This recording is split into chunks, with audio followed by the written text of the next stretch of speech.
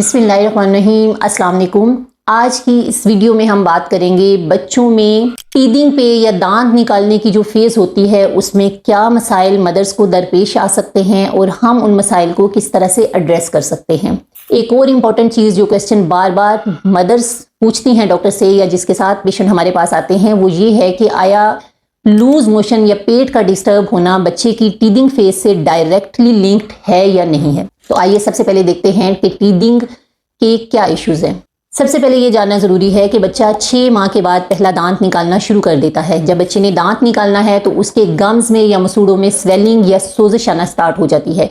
ये स्वेलिंग बच्चे को बेचैन करती है जिसकी वजह से बच्चा बार बार अपने कान खींच सकता है, अपने गाल को माँ के साथ रब करने की कोशिश कर सकता है। उस स्वेलिंग और बेचैनी की वजह से डिफरेंट ऑब्जेक्ट्स को या अपने टॉयज़ को बाइट करने की कोशिश करता है। इवन सम टाइम देखा गया कि बच्चे अपने हाथ को या मुट्ठी बना के अपनी फिस्ट को जो है वो बाइट करने की कोशिश करते हैं। ये सब उस बेचैनी और उस स्वेलिंग की वजह से हो रहा होता है जो बच्चे के मसूड़ों में टीथ अरप्शन के दरमियान आ रही होती है। इसके अलावा जो बच्चों में देखा गया है कि बच्चों में सलाइवा या उसकी राल जो है वो बहुत ज़्यादा बहना शुरू हो जाती है और इसी सलाइवा की इंजेक्शन की वजह से या निगलने की वजह से जो बहुत ज़्यादा सलाइवा प्रोड्यूस हो रहा होता है, बाज़ औक़ात बच्चे का पेट लूज होना शुरू हो जाता है। अब ये जो पेट डिस्टर्ब होना है वो ये है कि रूटीन से हट के बच्चे का पखाना थोड़ा सा पतला हो सकता है। इसका हरगिज़ ये मतलब नहीं है कि बच्चे को बार बार पखाना आना शुरू हो जाएगा या फिर बच्चा जो है पानी की कमी का शिकार हो जाएगा या बच्चे को इसके साथ उल्टी आ सकती है या उसके पेट में दर्द आ सकती है। अगर वॉमिटिंग है, पेट में दर्द है, बच्चे को बुखार है, उसके स्टूल की फ्रीक्वेंसी या पखाने की मिकदार बढ़ गई है तो इसका मतलब है बच्चा टीदिंग की वजह से नहीं बल्कि एक्यूट वाटरी डायरिया का शिकार है या गैस्ट्रो का शिकार है। ऐसे बच्चे को हमें टीदिंग से हट के सोचना है और एक चाइल्ड स्पेशलिस्ट को जरूर कंसल्ट करना है। अब टीदिंग की फेज के दौरान एक और मसला जो माओ को दरपेश होता है वो ये है कि उसकी वजह से बच्चे का खाना पीना कम हो जाता है।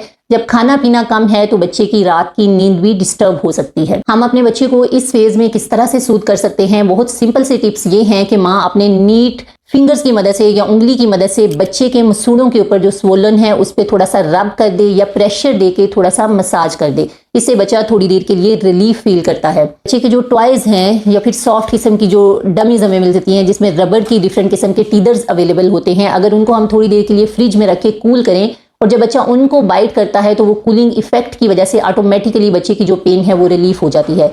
सम टाइम अगर बच्चा बहुत ज़्यादा डिस्टर्ब हो तो हम उसको ब्रूफिन या पेनाडोल का सिरप देके बच्चे को थोड़ा सा कंफर्टेबल फील करवा सकते हैं। इसके अलावा इस फेज़ के दौरान जब बच्चे का खाना पीना थोड़ा सा कम हो जाता है या बच्चे की रात की नींद डिस्टर्ब होती है तो माँ को थोड़ी सी एक्स्ट्रा केयर करने की या एफर्ट करने की ज़रूरत होती है। कोशिश करें कि बच्चा थोड़े थोड़े वक्फे से कुछ ना कुछ थोड़ा थोड़ा खाता रहे। इस सिचुएशन के अंदर अगर इन सारे पॉइंट्स का माँ ख्याल रखेगी तो बच्चे की टीदिंग फेज को हम बहुत हद तक आसान बना सकते हैं। कुछ बच्चों में 6 मंथ के बाद विटामिन डी का इंजेक्शन पिलाना या उसको सप्लीमेंट देना काफ़ी फ़ायदेमंद होता है। हमारे बच्चे चूंकि कैल्शियम काफ़ी ज़्यादा ले रहे होते हैं, उनमें डायरेक्टली तो कैल्शियम की कमी नहीं होती या देने की ज़रूरत नहीं पड़ती। हाँ, अलबत्ता अगर बच्चा मदर फीड पे है, मदर कैल्शियम डेफिशिएंट है तो ऐसे बच्चे को सप्लीमेंट देने से फ़ायदा होता है। Thank you.